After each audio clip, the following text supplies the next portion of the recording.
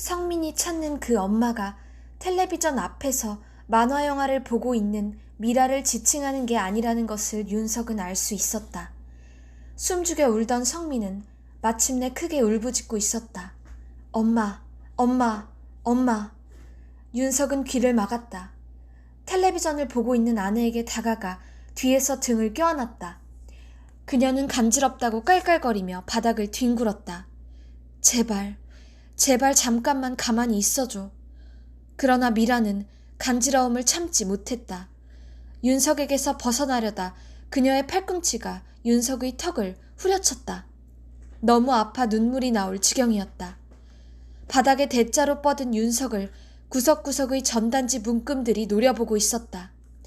윤석은 전단지 한 장을 집어 그가 10년 동안 찾아 헤맨 아이의 얼굴을 물끄러미 바라보았다. 지금 화장실에서 울고 있는 아이보다는 전단지 속의 아이가 그에게는 훨씬 더 친근했다. 뭔가 잘못된 것이 틀림없어. 너무 이상한 애가 나타났어. 그는 아주 오래전에 보았던 영화 백 투 더 퓨처를 떠올렸다. 주인공은 과거로 돌아가 미래에 자신을 낳게 될 어머니를 만난다. 지금 윤석의 상황은 영화와는 반대다. 그는 11년 전의 과거에서 난데없이 미래로, 그것도 홀로 내던져진 것이다. 그 미래에는 미쳐가는 아내와 자기를 아버지로 여기지 않는 아들이 있다. 둘 다 그를 알아보지 못한다. 윤석은 성민의 눈으로 집 구석구석을 다시 본다. 그의 눈에도 이제 이 집은 낯설고 기괴하다. 화상 입은 피부처럼 흐물흐물 흘러내리는 벽지들, 낡은 것과 낡은 것을 간신히 이어주는 사방에 덕지덕지 붙은 셀로판 테이프들. 이 이상한 미래에서 내가 수행해야 할 사명은 뭐지? 도대체 뭘 해야 하는 걸까? 영원과도 같았던 지난 10년 동안 그의 의무는 자명했다. 잃어버린 자식을 찾아오는 것이었다. 그 명료하고도 엄중한 명령 앞에 모두가 길을 비켜주었다. 그들 부부는 좋은 집과 직장을 바쳤다. 부부관계도 사라졌다. 실종된 아이라는 블랙홀이 모든 것을 삼켜버렸다. 그런데 그렇게 살다 보니 어느새 그것이 일상이 되었다. 밤샘 근무를 마치고 퇴근하는 피곤한 새벽에도 전단지를 들고 지하철역 입구에 가서 서면 부쩍 힘이 났다. 알아보고 인사를 건네는 무가지 배포원들과는 가벼운 농담도 주고받는 사이가 되었다. 회사에서는 그의 사정을 아는 동료들이 어려운 일을 대신 떠맡아주기도 했다. 10년간 그는 실종된 성민이 아빠로 살아왔다.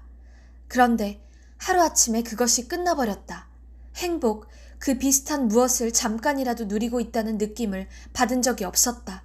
그러나 그 불행이 익숙했던 것만은 사실이었다. 내일부터는 뭘 해야 하지?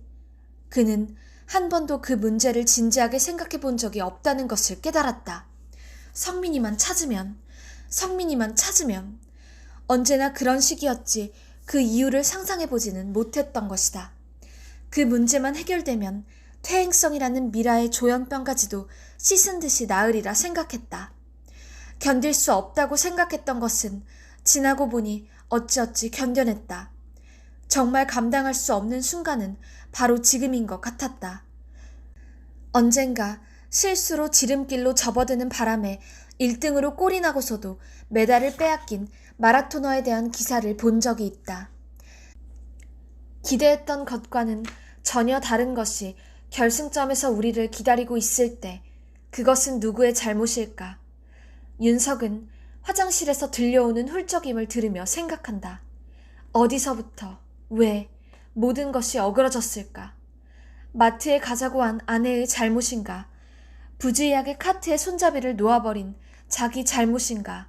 아니면 화장품 가게에서 클렌징 크림을 산 아내의 잘못인가?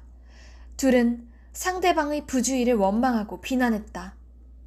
싸움은 상대의 숨겨진 무의식까지 넘겨짚으며 위험구역으로 들어갔다. 당신은 원래 애를 원하지 않았어. 그래서 내가 대신 벌을 받은 거라고. 미라가 소리를 지르면 윤석은 한때 낙태를 고려했던 미라를 비난했다. 애를 원하지 않았던 것은 바로 너야. 도대체 그놈의 직장이 뭐라고? 애는 천천히 낳으면 된다고 말했던 게 바로 너 아니었어? 가혹한 처음 몇 년이 지나간 후에는 체념과 냉소의 세월이 이어졌다. 그들을 이어준 것은 전단지였다. 그것은 종교적 상징이자 의식이었다. 매달 찾아가는 인쇄소는 그들의 교회였고 전단지는 고난의 현세를 잊고 천국으로 인도할 복음서였다. 그러는 동안 미라의 병은 점점 깊어져 갔다. 성민은 거의 말을 하지 않는다. 우두커니 앉아 여행 가방에 챙겨온 게임기를 꺼내 하루 종일 게임을 한다. 삑삑삑삑 전자음이 하루 종일 울린다. 그러다가 방 한 구석에서 두 무릎을 세우고 거기에 얼굴을 파묻고 한참을 앉아있다. 묻는 말에만 겨우 대답을 할 뿐이고 가끔은 화장실에 들어가 우는 것 같기도 하다. 밥을 차려줘도 거의 먹지 않는다. 컵라면을 사다 주니 그나마 먹는다. 윤석은 현장 감독에게 전화를 했다. 감독님, 성민이를 찾았습니다. 네, 감사합니다. 다들 도와주신 덕분입니다. 네, 오늘은 제가 집에 있어야 할 것 같습니다. 일지는 서랍 안에. 네, 오늘은 제가 데리고 자야 될 것 같아요. 죄송합니다. 셋이 누우면 꽉 차는 단칸방은 윤석이 생각해도 난감했다. 성민은 티셔츠와 청바지를 입고 자겠다고 끝내 고집을 부렸다. 화장실에서 물을 튕기며 놀던 미라는 잠옷바람으로 나오다 성민과 마주치자 깜짝 놀라 몸을 움츠렸다. 괜찮아. 성민이야, 성민이. 그러나 미라는 겁에 질려 구석으로 가서 웅크렸다. 성민의 얼굴이 붉어졌다. 윤석이 아무리 이불 속으로 들어오라고 해도 오지 않았다. 여차하면 잠옷 바람으로 밖으로 뛰쳐나갈 기세였다. 쟤 도대체 누구야? 미라는 소리를 죽여 물었다. 몇 번을 말해. 성민이라니까. 윤석은 그녀를 설득하려는 무용한 노력을 포기하고 힘으로 그녀를 차렵이불 안으로 끌어들였다. 머리핀은 빼야지. 자려면. 윤석이 잔소리를 하자 미라는 입을 삐죽거렸다. 윤석은 불을 끄고 가운데 누웠다. 윤석은 밤에 안 자던 버릇 때문에 성민은 낯선 곳이어서 쉽게 잠들지 못했다. 미라는 언제나처럼 잔뜩 웅크린 채 잤다. 새벽녘 부옇게 먼동이 터왔다. 윤석은 눈을 떴다. 성민이 옆에서 뒤척이고 있었다. 깨어있는 게 분명했다. 성민아. 성민의 뒤척임이 멈췄다. 거기선 네 방이 있었니? 네. 응이라고 해도 돼. 컸어? 네?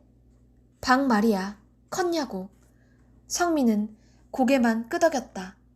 침대도 있고 이번에도 고개만 끄덕이는 성민. 책상도 있었겠네. 네. 윤석은 유괴범에 대해 생각한다.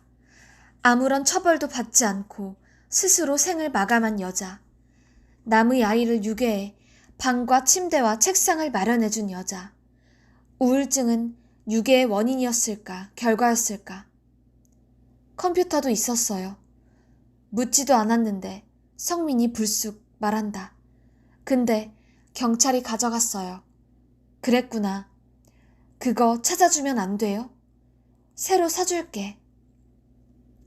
성민은 그 뒤로는 뭘 물어도 대답을 안 한다.